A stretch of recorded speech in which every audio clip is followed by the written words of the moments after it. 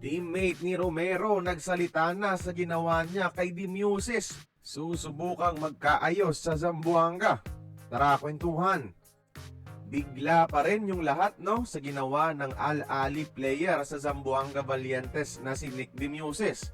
Tadyak malala kahit nakahiga na at walang laban ang Pinoy.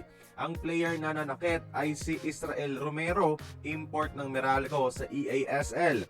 Viral ngayon ang kanyang ginawa at may nagsalita na sa wakas sa kanyang kakampi sa Puerto Rico national team na si Ramon Clemente, mga idol. Sabi niya sa Instagram, refs need to do their jobs and it would never gotten here. Binatikos niya ang referee dahil hinayaan nilang magkainitan ang dalawa na nagresulta dito. Pangit naman kasi ng officiating sa Dubai na pabor talaga sa mga Arab teams at yung ejection nga ni Romero hindi pa unsportsmanlike foul. Walang binigay na free throw sa Zamboanga. Referees failed to control the emotions in the game. That is why this happened.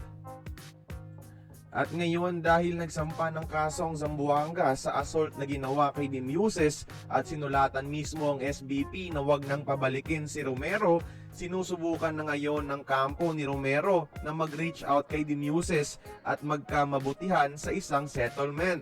Yan ay according sa PBA Insider with Zamboanga connections na si Snow Badwa. Natatakot anya ang kampo ni Romero na ang ginawa niyang dahas ay magresulta sa pag-ayaw sa kanya ng mga teams abroad at masira pa ang kanyang international career. Takot din daw ito baka sibakin siya ni Boss MVP na hawak ang Meralco.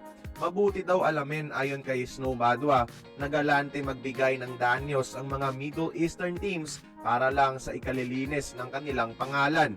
Posibleng $1,000 o gold bars ang matatanggap ni Demuses sakaling magkaayos. Kaya kayong mga idol, kung kayo si Nick Demuses, tatanggapin nyo ba ang offer ni Romero para malinis ang kanyang pangalan? Join the conversation, magkomento lamang sa ibaba.